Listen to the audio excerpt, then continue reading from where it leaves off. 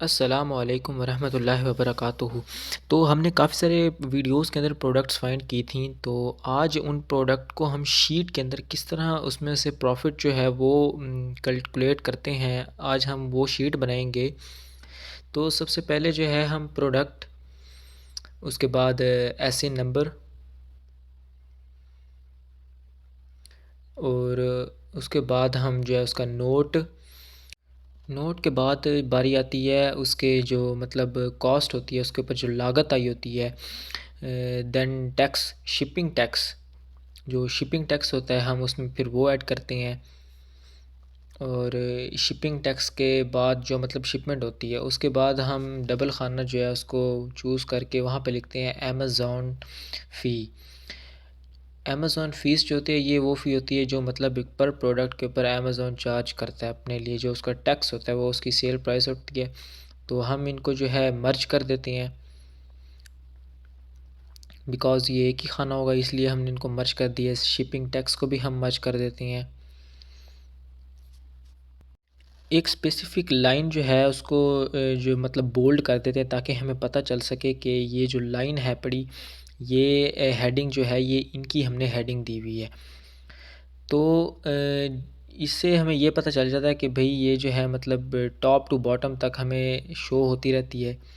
अच्छा, इसके अंदर एक चीज़ होती है, अब हम जब अपने इस शीट को ड्रैग करते हैं नीचे जाते हैं तो हमें ऊपर वाली हेडिंग कुछ भी शो नहीं होती। तो हमारे लिए बड़ी मुश्किल हो जाती है कि भई हमें ऊपर कुछ शो नहीं हो रहा, तो हम कैसे नीचे टाइप करेंगे, क्या-क्या लिखेंगे। तो इसका जो हल है वो भी एक्सेल के अंदर मौजूद होता है। हम व्यू पे जाएँगे, व्यू पर जाकर यहाँ से हम इसको जो है टैप टू ऑल कर देंगे। उससे ये होगा कि जब हम स्क्रॉल करेंगे अपनी शीट को डाउनवर्ड लेके जाएँगे तो ऊपर वाली जो हेडिंग होगी वो बिल्कुल भी नहीं ख़त्म होगी, वो वैसी की ही वैसी ही रहेगी। किसी भी प्रोडक्ट के ऊपर जो ऑलमोस्ट शिपिंग होती है वो 8% होती है। अब जो फ़ॉर्मूला होता है वो इसका होता है कि कॉस्ट प्लस शिपिंग, और फिर हम इसको मर्ज कर देते हैं 8% वाले सेल के अंदर। उससे ये होता है कि हमारे पास जो इसका टैक्स होता है वो निकल कर आ जाता है कॉस्ट प्लस शिपिंग का।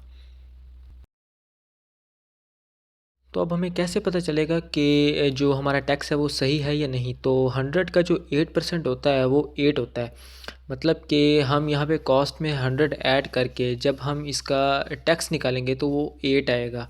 तो इससे हमें पता चल जाएगा जो हमने फार्मूला यहाँ पे लगाया है वो ठीक है।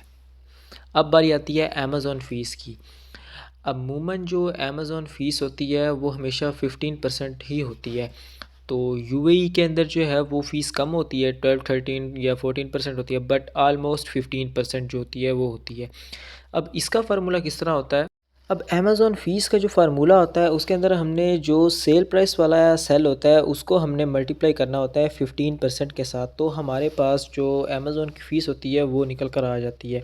अब प्रॉफ़िट एंड लॉस के लिए हमें एक और फ़ार्मूला लगाना पड़ता है, जिससे हमें जो है ना ये पता चल जाता है कि भई हमारा जो प्रॉफ़िट है और लॉस है वो हमारा कितना है। अगर तो लॉस है तो वो कितना है, या फिर अगर प्रॉफ़िट आ रहा है पर प्रोडक्ट पे तो वो कितना है। तो उसका जो फ़ार्मूला है वो ये है कि हमने जो सेल प्राइस होती है उसको अमेज़न फ़ीस को और टैक्स से शिपिंग को और कॉस्ट को, इनको हमने जो है वो माइनस कर देना होता है, जिससे हमारे पास प्रॉफ़िट एंड लॉस का जो आंसर है, सही प्रॉफ़िट और सही लॉस जो है वो हमारे पास निकल कर आ जाता है। अब उसके बाद जब हमारे पास ये निकल कर आ जाता है कि फ़ार्मूला जब हमारा प्रॉफ़िट और लॉस का लग जाता है, देन हम इस पूरे को ड्रैग कर देते हैं अमेज़न फ़ीस से, जो है अमेज़न फ़ीस से लेके प्रॉफ़िट एंड लॉस तक हम इस पूरे के पूरे को ड्रैग कर देते हैं जहाँ तक हमने प्रोडक्ट फाइंड करने होते हैं। अब यहाँ पर हम जो भी मतलब नंबर्स लिखेंगे, टैक्स लिखेंगे, अमेज़न फ़ीस होगी, वो ऑटोमेटिकली हमारे पास कैलकुलेट होकर आ जाएगी। तो इससे जो है इसके काफ़ी बेनिफिट्स हैं। अब हम इसे शो कर देते हैं। शो करने के बाद अगर हमने इनके अंदर कोई कलर्स वगैरह करने हैं फॉर डिज़ाइनिंग पर्पस, तो वो कलर भी हम इसमें कर सकते हैं। इससे हमारी जो शीट होती है वो खूबसूरत लगती है। तो मिलते हैं नेक्स्ट वीडियो में न्यू प्लेटफॉर्म के साथ। तब तक के लिए खुदा हाफिज़, दुआ में याद रखना।